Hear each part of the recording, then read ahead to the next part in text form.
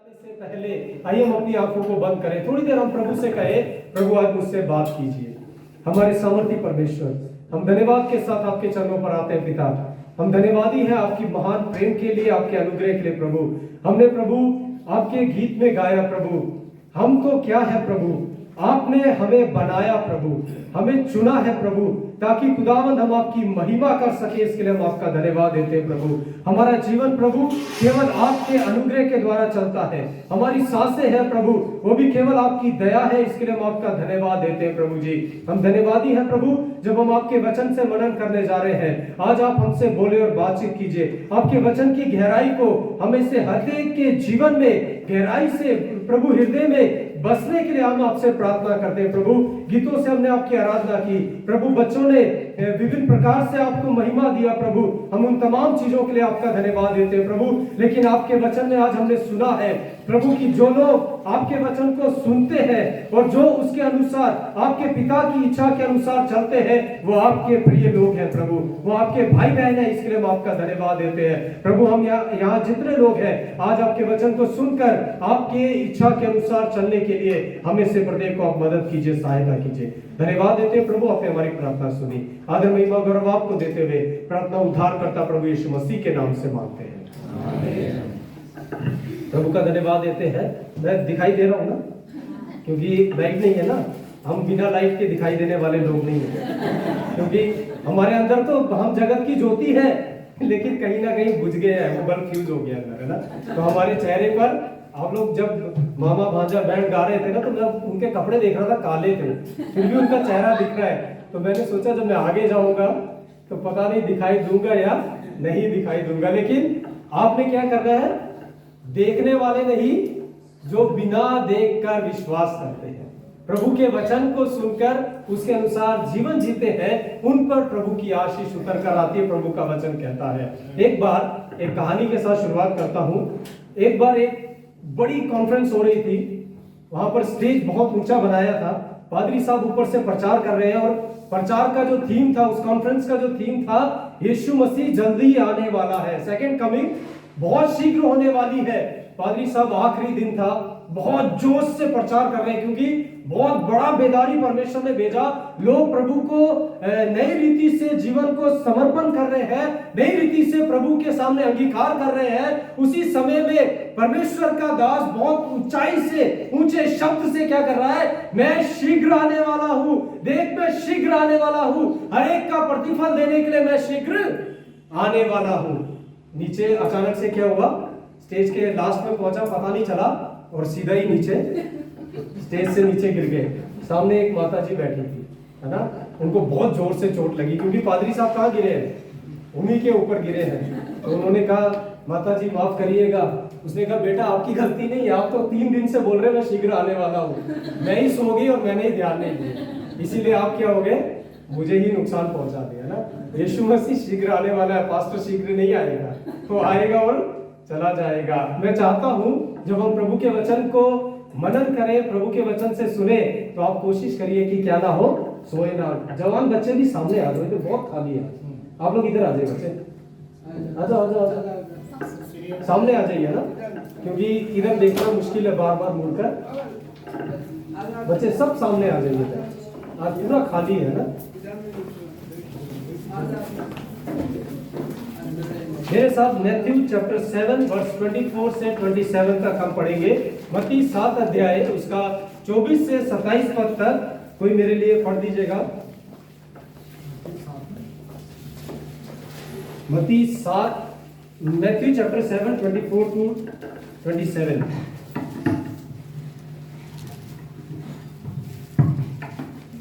मत्ती अध्याय 7 का 24 से 27 तक। इसलिए जो कोई मेरे इन वचनों को सुनकर उन पर चलता है, वह उस बुद्धिमान मनुष्य के समान है जिसने अपना घर चट्टान पर बनाया, और मेघ बरसा, बाढ़ें आई, आंधियां चली और उस घर से टकराई, फिर भी वह नहीं गिरा, क्योंकि उसकी नींव चट्टान पर डाली गई थी। परंतु जो कोई मेरे इन वचनों को सुनता है और उनका पालन नहीं करता, वह उस मूर्ख के समान है जिसने अपना घर बालू पर बनाया। और मेघ बरसा, बाढ़ें आई, आंधियां चली और उस घर से टकराई, तब वह गिर पड़ा और पूर्णतः ध्वस्त हो गया। आमीन। प्रभु वचन पढ़े जाने पर आशीष दे। प्रभु का वचन यहाँ पर दो तरीके के लोगों के बारे बोलता है, उसी की तरह दो फाउंडेशंस के बारे भी बात कर रहे हैं, नींव के बारे में, किस जगह पर घर बनाया जा रहा है। आजकल हम सब चाहते हैं कि हमारा अच्छा घर बन जाए ना। अभी उदाहरण के लिए सिस्टर कैरोलिन के पास जो घर है वो उनके मन में होता होगा, प्रभु हम भी एक बिल्डिंग कम से कम दोनों बेटियों के लिए, एक नीचे एक ऊपर क्या हो जाए, बन जाए। हमारे पास घर नहीं है, हम जमीन है, हम सोचते हैं प्रभु हमारे पास बिल्डिंग बन जाए, है ना। हम जब भी मेरी पत्नी बोलती है कि चलो हम क्या रामगा का घर बनाते हैं, तो मेरे बच्चे बोलते नहीं नहीं नहीं, हम क्या बनाएंगे, बिल्डिंग ही बनाएंगे। बनेगी नहीं बनेगी पता नहीं, लेकिन हमारा पूरा इच्छा क्या है, हम अच्छे घर में रहना चाहते हैं। प्रभु का वचन यहाँ पर भी दो घर के बारे बात करता है। परमेश्वर कहता है एक व्यक्ति है जो बुद्धिमान है। आप बुद्धिमान है या मूर्ख है? क्या है आप लोग, बुद्धिमान है या मूर्ख है? बोलिए, सोच में पड़ गए ना, हम बुद्धिमान है ना मूर्ख है ना? हम तो जो चेयरमैन बोलेगा वही करेंगे, हम तो जो पास्टर बोलेगा वही करने वाले लोग हैं ना। क्या है, आप बुद्धिमान है या मूर्ख है? परमेश्वर ने हमें मूर्खों को चुनकर बुद्धिमान बना दिया है। परमेश्वर चाहता है कि मैं और आप उस बुद्धिमान मनुष्य के समान, जिसने अपना घर चट्टान पर बनाया है, ऐसे बने रहने के लिए परमेश्वर कहता है जीवन है हमारा घर, जिसको हम उस चट्टान पर बनाते हैं। परमेश्वर का वचन कहता है कि मसीह में आ गए, यदि आपने उद्धार पा लिया, आपने प्रभु को ग्रहण कर लिया और उसके बाद आप ये सोचे कि अब कोई परेशानी नहीं आएगी, तो ये गलत है। परमेश्वर का वचन कहता है आंधी भी आई, बारिश भी आई और तूफान भी आया, है ना। दोनों जगह पर दोनों आएगा। कई लोग मैंने देखा है चर्च में आते हैं, हम ठीक हो जाए, हमारा घर सही हो जाए, ठीक होने के बजाय और ज्यादा बीमार हो रहे हैं। कुछ लोग चंगे हो जाते हैं, कुछ लोग आशीष पा लेते हैं, फिर चर्च आने लगते हैं। जब मुसीबत आती है फिर से क्या हो जाते हैं, पीछे हो जाते हैं। कहते हैं हम पहले भी ऐसे ही थे, अभी भी ऐसे ही है। परमेश्वर का वचन कहता है मसीह जीवन में जब भी आप अपना पहला कदम रखते हैं, यीशु को ग्रहण करते हैं, प्रभु कहता है यदि तुम मेरे पीछे आना चाहो तो सबसे पहले अपना क्रूस उठाना। मतलब मुसीबत आएगी, परेशानी आएगी, इसका मतलब ये नहीं कि आपने उद्धार पा लिया, आप चर्च आने लगे, आप गाना गाने लगे सीनियर बच्चों के समान, जैसे पहले संजू भाई सबको नचाते थे, आप नाचने लगे, आप गाने लगे, आप ताली बजाने लगे, आप स्पेशल नंबर बोलने लगे, तो आप कोई परेशानी नहीं आएगी। ऐसा नहीं है। परमेश्वर का वचन कहता है उस घर पर आंधी आई, तूफान आए, बारिश आई और वो घर क्या रहा, बना रहा। हालेलुया। लेकिन एक घर किस पे बना था, बालू पर बना है। बालू समझते हैं, है ना। कोई फाउंडेशन नहीं डाली, ऐसे ही रेत से ही रेत के ऊपर घर बनाना आरंभ कर दिया। आंधी आई, तूफान आया, परमेश्वर का वचन कहता है वो गिरा और क्या हो गया, टूट गया, सत्यानाश हो गया, है ना। अभी टर्की में पिछले समय में भूकंप आया, पूरे के पूरे पक्के घर भी क्या हो गए, सत्यानाश हो गए। मैं जब इसको पढ़ रहा था तो मैंने कहा प्रभु इसका मतलब क्या है, पक्के घर भी अच्छी नींव डालकर कितने मंजिल तक बनाने के लिए नीचे कितना पक्का फाउंडेशन दिया होगा, लेकिन फिर भी वो भी क्या हो गया है, टूट गया है। प्रभु इस वचन का मतलब क्या है? तब परमेश्वर ने कहा ये इस दुनिया के हाथों के बनाए हुए घर के बारे में बात नहीं कर रहा है। मेरा जीवन खत्म होने के बाद मैं कहां जाने वाला हूं, मेरा जीवन खत्म होने के बाद जो प्रभु मेरे लिए घर बना रहा है, उस घर की नींव के बारे में बात कर रहा है। हालेलुया। हमारा नींव कौन है? हमारा प्रभु यीशु मसीह है। क्या लिखा है, उस व्यक्ति ने, बुद्धिमान व्यक्ति ने किस पर घर बनाया, किस पर बनाया, चट्टान पर। किस पर बनाया, चट्टान पर घर बनाया। चट्टान पर घर बनाने का मतलब क्या है, वो चट्टान क्या है, इसके बारे आप परमेश्वर मेरे मन में डाला कि मैं आपसे क्या करूं, बातचीत करूं। सबसे पहले परमेश्वर का वचन कहता है, यदि आप भजन संहिता उसका 62 का 2 पढ़ेंगे तो वहां पर परमेश्वर का वचन कहता है, दाऊद परमेश्वर के लिए कहता है, हे परमेश्वर तू मेरा बल और मेरी उद्धार की चट्टान है। हालेलुया। वो चट्टान क्या है, वो उद्धार की चट्टान है। जिस पर उस व्यक्ति, बुद्धिमान व्यक्ति घर बना रहा है, वो घर किस पर बना है? उद्धार की चट्टान पर बना है। हिंदी में लिखा है, तू मेरा बल, मेरी चट्टान और मेरा उद्धार है। लेकिन इंग्लिश बाइबल में लिखा है, you are the rock of my salvation. आप मेरे उद्धार की चट्टान है प्रभु। परमेश्वर का वचन कहता है, जब दाऊद ये वचन लिख रहा था, उस समय उन्होंने उद्धारकर्ता को देखा नहीं, बस वो एक मसीहा का इंतजार कर रहे हैं जो यहूदी लोगों को क्या करे? छुटकारा दे, है ना? वो अपने आसपास के शत्रुओं से, उनके दिमाग में बस उतना ही है कि हमारा मसीहा आएगा जो हमें हमारे आसपास के चारों ओर के शत्रुओं से, यहूदी लोगों को क्या कर देगा? छुटकारा देगा। उनका उद्धार के बारे में सोच बस इतनी ही थी। लेकिन वो उद्धार जब यीशु मसीह इस दुनिया में आया, उसने मेरे और आपके उद्धार के लिए अपना जीवन ही क्या कर दिया? बलिदान कर दिया। पहली ईंट जो फाउंडेशन में डालनी थी, कोने के सिरे का पत्थर, वो यीशु मसीह खुद बन गया। कब्र के अंदर जाकर मिट्टी में गड़कर उसने कहा, अब मेरे ऊपर क्या बनाना? अपने घर को बनाने की तुम्हें आवश्यकता है। सबसे पहली बात, चट्टान जो है वो मेरे उद्धार को दिखाती है। यीशु मसीह का वचन कहता है, यदि आप प्रेरितों के काम उसका 4 अध्याय और 12 पद पढ़ेंगे, वह परमेश्वर का वचन कहता है कि स्वर्ग के नीचे, है ना, पृथ्वी के ऊपर, मनुष्यों के बीच में और दूसरा कोई नाम नहीं दिया गया जिसके द्वारा मैं और आप उद्धार पा सके। उद्धार किसके द्वारा है? केवल और केवल यीशु मसीह के द्वारा। बोलो हालेलुया। परमेश्वर कहता है, दुनिया में बहुत से रास्ते हैं। नीति वचन में भी लिखा है, परमेश्वर का वचन नीति वचन 14 अध्याय में कहता है कि मनुष्य के सामने, मनुष्य की सोच में बहुत से मार्ग हैं, लेकिन सब विनाश की ओर लेकर जाते हैं, परंतु एक मार्ग है जो जीवन की ओर लेकर जाएगा, वो है परमेश्वर का भय मानना। हालेलुया। उद्धार पाए हुए लोग ही क्या करेंगे? परमेश्वर का भय मानेंगे। आपने उद्धार पा लिया, फिर भी अगर आपका मन किसी पाप से डरता नहीं है, तो इसका मतलब अभी आपके उद्धार में कहीं ना कहीं कमी है। पूरी रीति से क्या नहीं हुआ है? उद्धार नहीं हुआ। हमने पिछले दिनों में पास्टर जी बता रहे थे कि यीशु मसीह कहता है कि जो मुझ में से, मेरा मांस में से नहीं खाएगा, वो क्या नहीं होगा? मेरे साथ कोई रिश्ता नहीं है। प्रभु भोज में आप शामिल हो जाते हैं, लेकिन यदि आपका उद्धार अभी तक सही नहीं है, उद्धार का मतलब क्या है? परमेश्वर का वचन कहता है, परिवर्तन, रिपेंटेंस, मन फिराओ, तब हमारा उद्धार होता है। मन किससे फिरना है? उन कामों से जो मैंने प्रभु में आने से पहले किए हैं। मुझे पता है वो गलत है, लेकिन प्रभु के आने के बाद भी मैं क्या नहीं करता? उन कामों से अपने आप को अलग नहीं करता। तो परमेश्वर का वचन कहता है, तुम्हारा उद्धार क्या है? सोचने की जरूरत है। पौलुस कुरिन्थियों की कलीसिया को लिखते समय कहता है, तुम किस विवेक में फंसे हुए हो? अभी भी 2 बातों में क्यों तुम अपने आप को घेरे हुए हो? चुन लो, है ना? आज भी समय है। परमेश्वर का वचन कहता है, परमेश्वर ने कहा, जब उसने मेरा उद्धार कर दिया है, उद्धार क्या है? मुफ्त है, लेकिन उसमें चलने के लिए कीमत चुकानी पड़ती है। हालेलुया।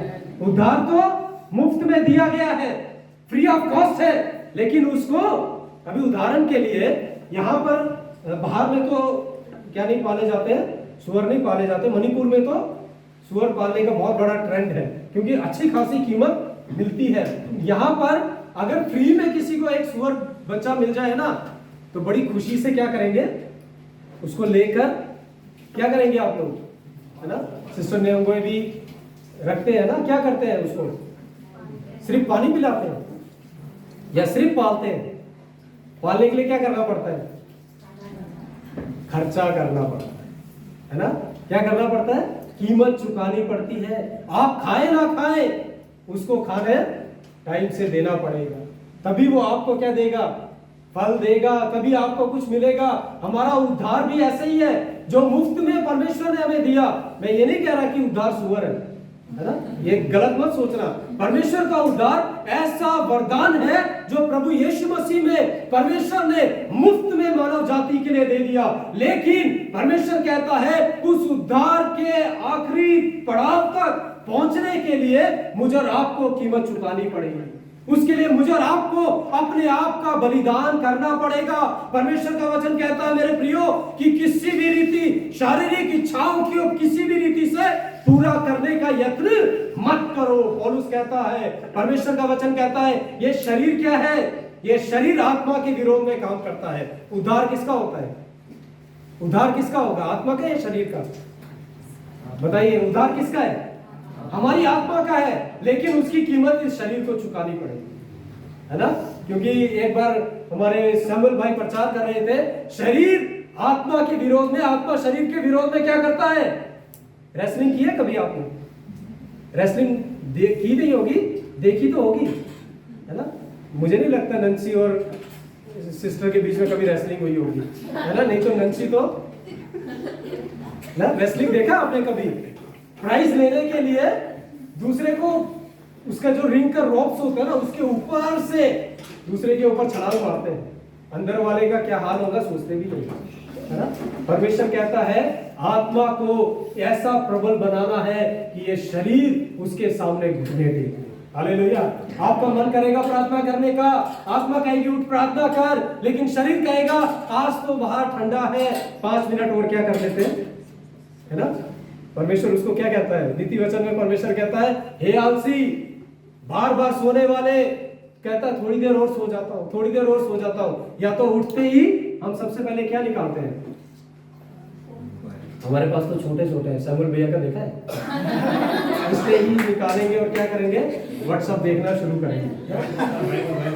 नहीं, परमेश्वर का मैं आपको नहीं बोल रहा, हमारे पास परमेश्वर ने टेक्नोलॉजी इसलिए नहीं दी कि हम परमेश्वर को अलग रखकर दुनिया के कामों में फंस जाए। परमेश्वर ने इसलिए टेक्नोलॉजी दी है कि परमेश्वर का वचन, परमेश्वर के आत्मिक वरदान, परमेश्वर की भलाइयां मेरे और आपके जीवन में जो परमेश्वर ने दी है वो हम लोगों तक पहुंचा सके। हालेलुया। मैंने एक व्यक्ति को उस दिन हमारे ऑफिस में बात करते समय, आप सुबह उठकर सबसे पहले क्या करते हैं पूछा, तो उसने कहा सबसे पहले मैं लोगों को वचन भेजता हूं। सबसे पहले क्या करता हूं? व्हाट्सएप में लोगों को वचन भेजता हूं। तो मैंने कहा आपको वचन कहां से मिलता है? आप पढ़ेंगे, आपको मिलेगा, तब आप भेजेंगे, या किसी ने भेजा और आपने, इसका मतलब वो वचन आपके जीवन में काम नहीं कर रहा है। आप नहीं चाहते वो मेरे तक रहे, वो आप ऐसे ही फॉरवर्ड कर रहे हैं। पहले आप उठे, परमेश्वर को कहे प्रभु आपने जो उद्धार दिया उसके लिए धन्यवाद, उस उद्धार को पूरा करने के लिए आज के दिन भी आप मेरी सहायता कीजिए। हालेलुया। उसके बाद आप अपने फोन से लोगों को बताइए कि आपका उद्धार का काम अधूरा है, उसको पूरा करना जरूरी है। हालेलुया। हम दूसरों को ना, मैं एक हमारे प्रिंसिपल थे, वो इस प्रकार से कहते थे कि सेवक लोग, उपदेश देने वाले क्या होंगे? और भी ज्यादा दोषी होंगे। अगर दूसरों का पिटाई ना न्याय के दिन इस डंडे से होगा ना, तो हमारे लिए बंबू होगा। क्या होगा? पादरी लोगों के लिए और सेवक लोगों के लिए, सिखाने वालों के लिए बंबू होगा। मैंने कहा ऐसा क्यों? कहते हैं पौलुस ने कहा है, इसलिए अभी भी मौका है। अगर बाइबल कॉलेज छोड़कर जाना चाहते हो तो विश्वासी बनकर रहोगे तो कम सजा मिलेगी, है ना? मेरा कहने का मतलब है आज सब हम उपदेशक हैं, हम अपने उद्धार की चट्टान को भूलकर उपदेश देने के लिए तैयार हैं। परमेश्वर कहता है पहले सीखो, उसके बाद सिखाओ। मुझसे सुनो क्योंकि तुम मेरे भाई बहन हो, मेरी सुनो, मेरे पिता की इच्छा क्या है उसका पालन करो। यदि मैं उद्धार पा लिया फिर भी किसी दुकान के सामने या कहीं से गुजरता हूं तो शराब की खुशबू मुझे क्या करती है? क्या करती है? खैनी की खुशबू, शिखर है ना। हम लोग एक ट्रेवल कर रहे थे, माइकल ने बोला, इनकी मौसी है ना, वो शिखर खा रही थी, बोल रहा था दोबारा मत लेकर जाना, मुझे उल्टी का मन आता है ना। अगर आप उस चीज से उद्धार पाए हुए हैं तो आपको उन चीज की सुगंध बोलेंगे, दुर्गंध बोलेंगे? सुगंध भी दुर्गंध लगेगी, दुर्गंध तो दुर्गंध ही लगेगी, है ना।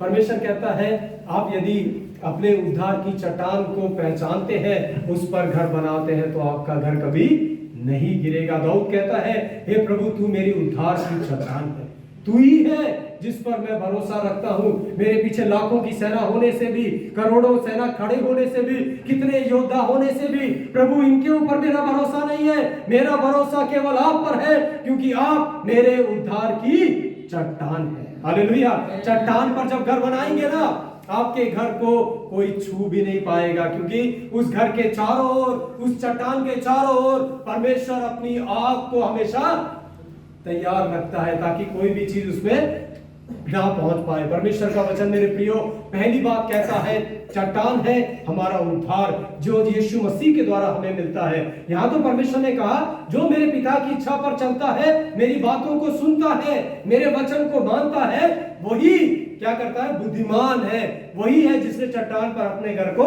बनाया है। लेकिन परमेश्वर का वचन उसके साथ साथ कहता है कि चट्टान है मेरा परमेश्वर ने दिया हुआ उद्धार जो मुझे मुफ्त में मिला है। अब मैं उसके लिए क्या कर रहा हूं, परिश्रम कर रहा हूं। हालेलुया। परिश्रम करना जरूरी है। लोग सोचते हैं कि उद्धार मिल गया, अनुग्रह हो गया, है ना। पुराने समय में यदि आप देखेंगे तो दाऊद एक पाप किया, है ना, आप सबको पता है, उसके बारे में मैं नहीं बताऊंगा। उसने एक पाप किया, पराई स्त्री के साथ उसके क्या हो गया, एक ऐसा रिश्ता हो गया जो परमेश्वर को पसंद नहीं था। उस पाप को छुपाने के लिए एक और पाप करना पड़ा।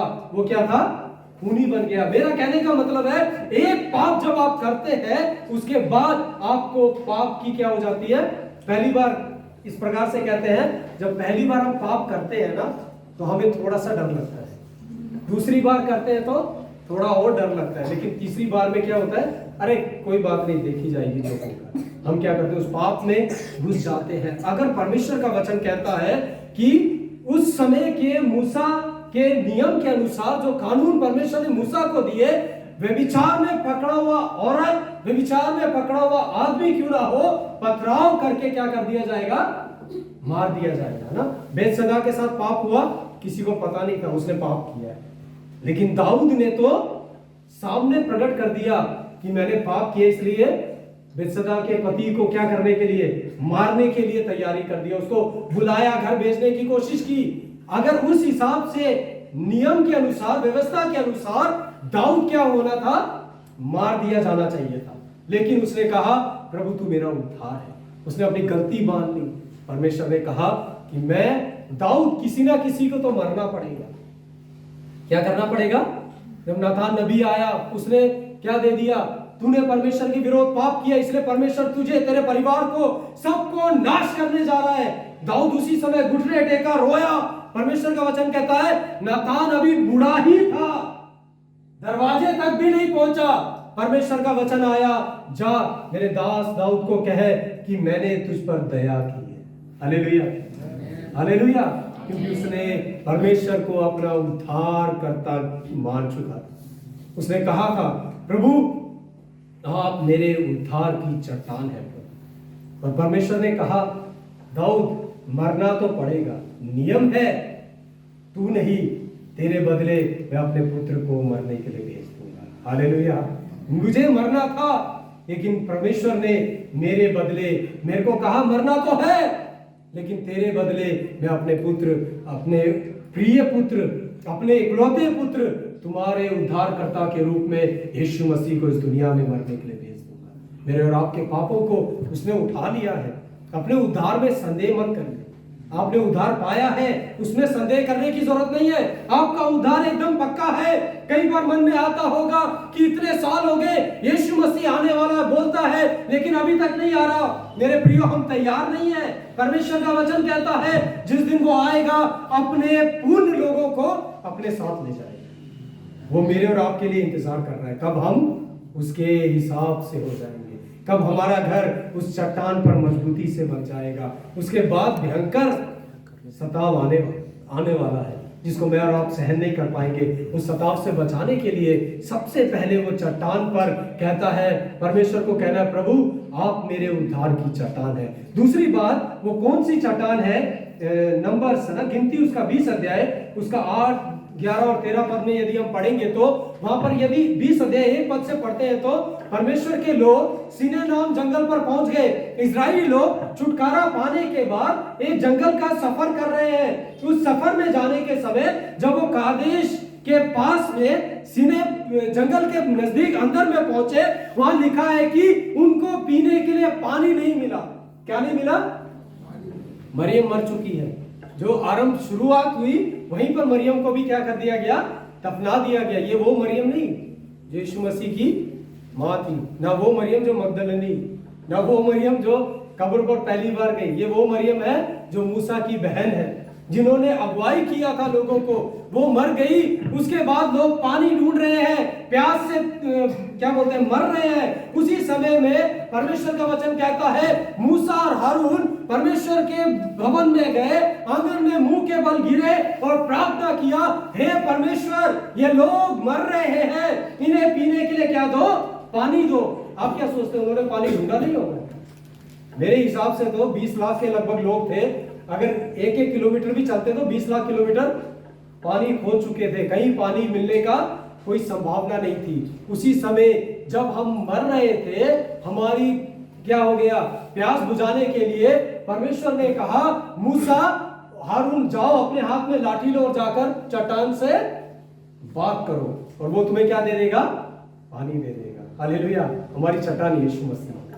परमेश्वर का वचन कहता है उन्होंने, वो गए, है ना, जो परमेश्वर ने कहा बात कर, बात करने के बाद बदले क्या किया, है ना, क्या किया, गुस्सा हो गया मूसा भी, कब से ये मेरे हाथ में लाठी है ना। परमेश्वर बोल रहा बात कर, बात करने से इसके कान है, सुनेगा क्या, इसकी आंखें हैं, देखेगा क्या। मूसा के मन में भी क्या हो गया, यदि आप उसकी हेडिंग पढ़ेंगे ना, उस चैप्टर की लिखा है हारून और मूसा का महापाप। आप सोचिए, मूसा ने सिर्फ परमेश्वर ने कहा कि जंगल में जा, चला गया, परमेश्वर ने कहा फिर उनके घर जा, चला गया, जो कुछ परमेश्वर ने कहा उसने पूरा किया। लेकिन फिर परमेश्वर ने कहा जाकर क्या कर, चट्टान से बात कर। तो मूसा ने कहा होगा प्रभु वो मेरी भाषा समझेगा ही नहीं, मैं तो क्या बोलता हूं, मैं तो पैते बोलता हूं, मैं कुकी बोलता हूं, मैं मार बोलता हूं, वो नहीं समझेगा प्रभु। परमेश्वर कहता है कि जब तू बोलेगा सुनने वाला ये सुनेगा कि वो मेरी भाषा में बात कर रहा है। पेंतिकोस्त के दिन को याद कर, हालेलुया। लेकिन मूसा भूल गया वो सब। उसको याद आया वो लाठी की ताकत, जिस लाल समुद्र पे मारा, यर्दन पर मारा, दो दो भाग होते चले गए, उसको वही याद है। उसने कहा बात क्या करनी है, अभी मैं दिखाता हूं इस चट्टान को। खींच कर क्या मार दी, लाठी मार दी। चट्टान ने परमेश्वर को बोला आपने तो बोला था ये बात करेगा, ये तो मुझे मार रहा है। वो भी एक बार नहीं, 2 बार मार दिया। परमेश्वर का वचन कहता है पानी तो निकल आया, लेकिन प्रभु गुस्सा हो गया। हालेलुया। वो था व्यवस्था का समय, अनुग्रह नहीं था। लेकिन आज हम कितना भी आज्ञा का उल्लंघन करते हैं, फिर भी परमेश्वर मुझसे और आपसे प्रेम करता है, मुझे सुधरने का मौका देता है ना। मूसा परमेश्वर की जगह नहीं पहुंच पाया। जब परमेश्वर ने कनान देश वादा किया था, है ना, परमेश्वर ने उसकी कब्र खोदकर तू नहीं सो जा, तेरा सफर यहीं तक था। वो चट्टान क्या, कौन सी चट्टान है, मेरे और आपकी प्यास बुझाने वाली चट्टान है। जब यीशु मसीह सामरी स्त्री से बात कर रहा था, जो जल भरने के लिए आई, यूना जॉन चैप्टर 4 है ना, यूना 4 अध्याय में, वहां पर परमेश्वर का वचन कहता है कि वो परमेश्वर उनसे क्या कर रहा है, उससे बातचीत कर रहा है। वो चट्टान आकर अब लोगों से जो प्यासे हैं उनसे बातचीत करना आरंभ कर दिया।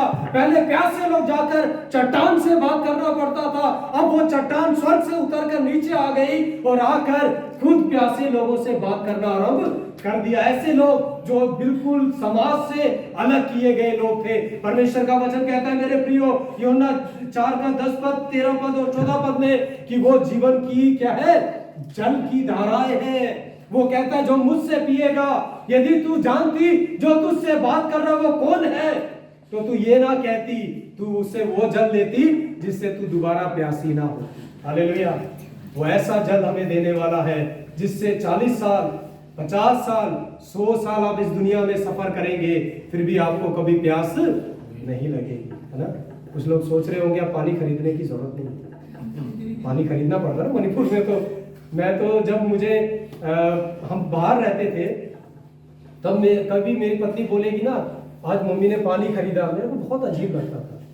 पानी क्यों खरीदते हैं, क्योंकि पंजाब में तो कहते हैं, ऐसे कहावत है, जोर से नीचे पाँव मारो ना पानी निकल आता है। सच्चाई है ये।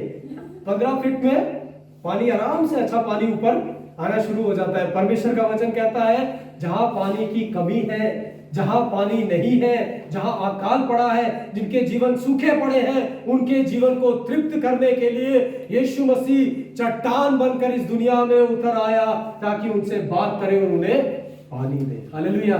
डंडा फिर भी मारा गया उसको। क्या किया गया? क्रूस पर चढ़ाने से पहले डंडे तो नहीं मारे गए, कोड़े से उसका शरीर छलनी कर दिया गया, ताकि मुझ में और आप में जीवन के जल की धाराएं बह निकले। हालेलुया। परमेश्वर का वचन कहता है मेरे प्रियो, यदि आप उसका 4 अध्याय 13 पद पढ़िएगा जरा, यूहन्ना 4 अध्याय 13 पद, 13 और 14 पद।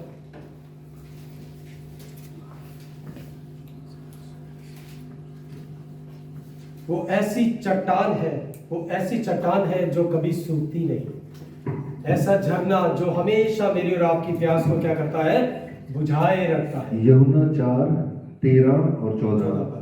यीशु ने उत्तर देते हुए उससे कहा, यीशु ने सामरी स्त्री को उत्तर देते हुए कहा, प्रत्येक जो इस जल में से पीता है, प्रत्येक जो इस जल में से पीता है वह फिर प्यासा वो होगा। फिर प्यासा होगा। वो उस कुएं के जल की बात कर रहा था, इस दुनिया के जल की बात कर रहा था। इस दुनिया में कई ईश्वर है, कई परमेश्वर देवी देवता है, लेकिन परमेश्वर कहता है यदि तुम उनके पास जाओगे तुम फिर प्यासे होंगे, परंतु जो कोई उस जल में से पिएगा जो मैं उसे दूंगा वह फिर कभी प्यासा ना होगा। वो केवल प्यासा नहीं होगा, उसकी प्यास तृप्त हो जाएगी, और क्या करेगा, परंतु वह जल जो मैं उसे दूंगा जी, वह उसमें अनंत जीवन तक के लिए उमड़ने वाला जल का सोता बन मेरे जाएगा। बाइबल में लिखा है उसमें से, उसके हृदय में से जल की नदियां बह निकलेगी। हालेलुया।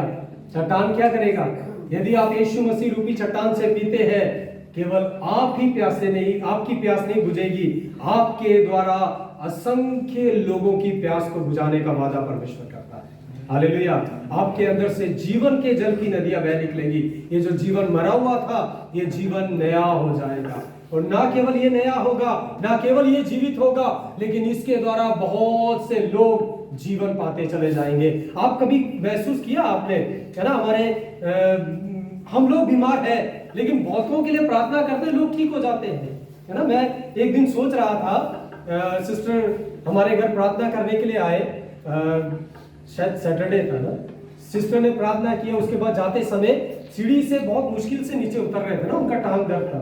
मैंने सोचा हम तो विश्वास करते हैं, जब अन्य जाति लोगों के घर जाते होंगे, हम सिस्टर आपके लिए प्रार्थना करेंगे, आप ठीक हो जाएंगे, वो लोग विश्वास करते होंगे, लेकिन जब ये वापस निकलते होंगे तो लोग बोलेंगे अरे खुद भी ठीक नहीं है, हम कैसे ठीक हो जाएंगे, है ना, खुद भी सही नहीं है, हमें कैसे सही कर देंगे।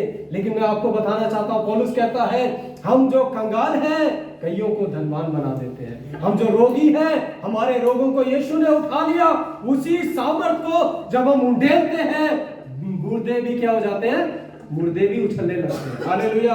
परमेश्वर का वचन कहता है मेरे प्रियो, आप में से जीवन के जल की नदी बह निकलेगी जब आप यीशु रूपी चट्टान में पीने के लिए आएंगे।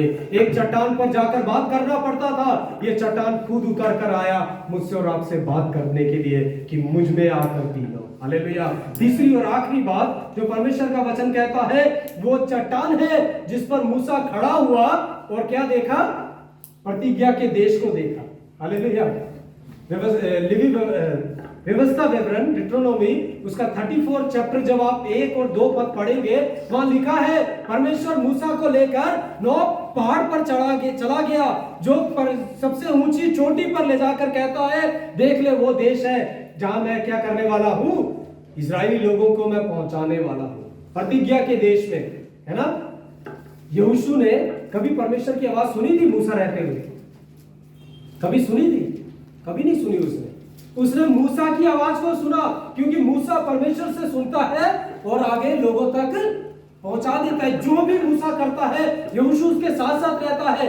यहोशू इतना खून बहाया उसने, क्योंकि मूसा ने जब जब कहा युद्ध करना है, यहोशू सबसे आगे खड़ा था। हालेलुया।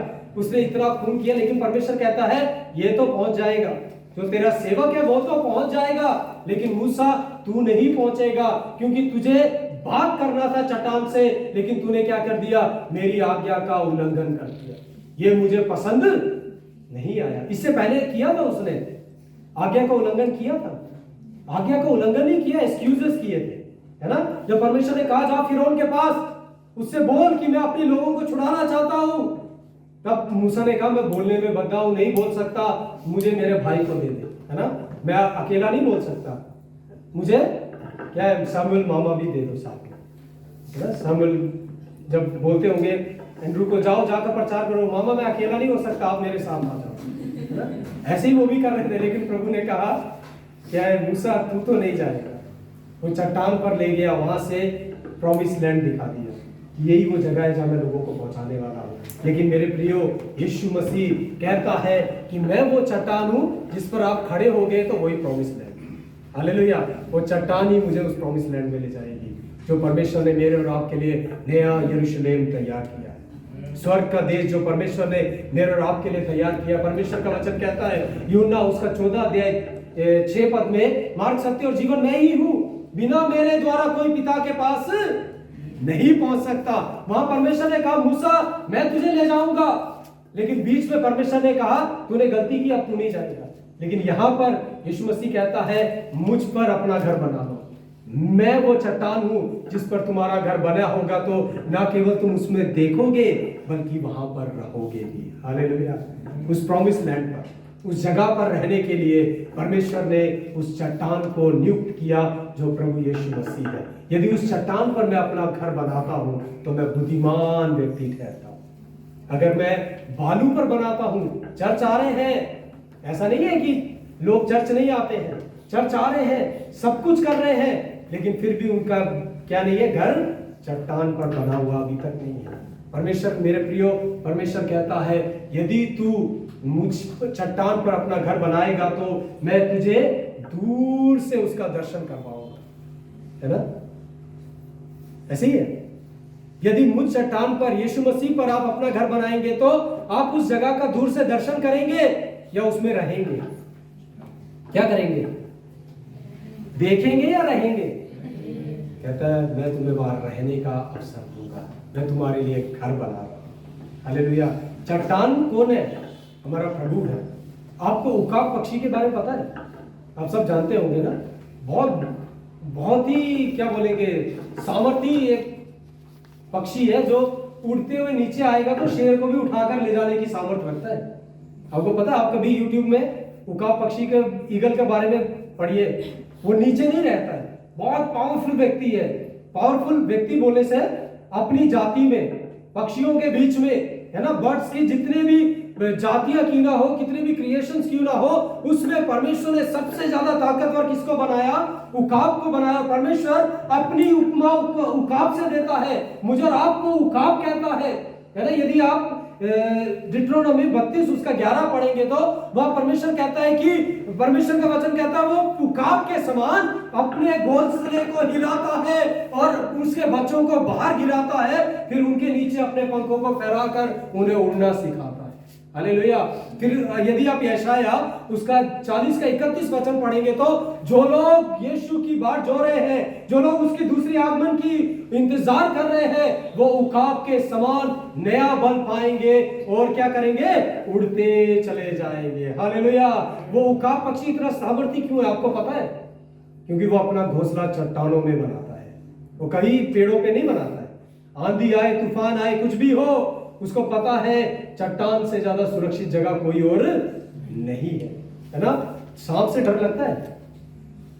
सांप से डरते हैं आप लोग? बोलते हैं हाँ या ना?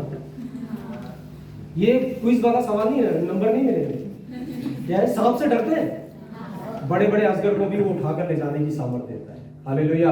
वो कहता है तुम सांपों को अपने पांव के नीचे कुछ लोग। परमेश्वर का वचन कहता है वही व्यक्ति करेगा जिसने चट्टान को अपना आधार बनाया है, जिसका फाउंडेशन चट्टान है।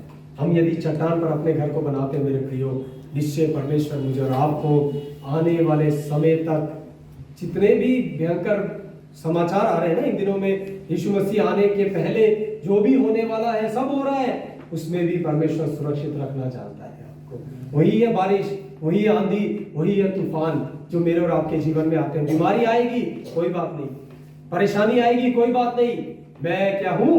मेरा घर चट्टान पर है, मैं सुरक्षित हूं प्रभु में। यदि आप ये विश्वास करते हैं, आप इस व्यक्ति के समान, दाऊद के समान कह सकते हैं प्रभु तू मेरे उद्धार की चट्टान है, गलती होगी, परमेश्वर माफ करके फिर मौका देगा। हालेलुया। मूसा के समान लोगों के लिए पानी के लिए बात करने की जरूरत नहीं।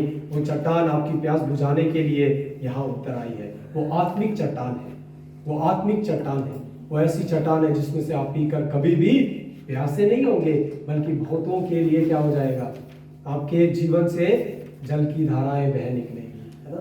पहले जब हम नए नए आए थे उस समय हमने शामिल भाई को इतना चर्च में एक्टिव नहीं देखा था, लेकिन जब परमेश्वर ने अपने जीवन का जल उस चट्टान के द्वारा पिलाया, अब वो मांगते हैं मुझे प्रचार करना है, मुझे समय दो, है ना। कई बार मैसेज में देखता हूँ, आज यहाँ प्रचार करना है, प्रार्थना करना, दिन में हमने गीत गाना है, शाम को हमने प्रचार करना है। मेरा कहने का मतलब है, जब परमेश्वर के ऊपर आपकी परमेश्वर रूपी चट्टान पर आपका घर बना होगा, आपका मुंह बाकी बंद नहीं रहेगा, आपके जीवन से जीवन की धाराएं बह निकलेगी जो औरों की भी प्यास बुझाएगी। और तीसरी और आखिरी बात, यदि आपका घर उस चट्टान पर है तो आप आश्वस्त रहे कि वो आपको उस जगह को दिखाएगा, उस जगह में लेकर जाएगा, आपको वहां वास करने के लिए रखेगा तो उसने मेरे और आपके लिए तैयार की है। हम अपने जीवन को प्रभु के हाथों में आज की रात, आज की शाम को सौंपे, प्रभु को कहें, प्रभु मेरे जीवन में काम कर, मैं आपको अपना चट्टान बनाकर, अपने आधार बनाकर प्रभु उस पर अपने घर को मैं बनाने जा रहा हूं। प्रभु आप मेरे जीवन में काम करिए। आइए हम प्रार्थना करें। हमारे सामर्थी परमेश्वर, प्रभु हम जितने लोग भी इस जगह पर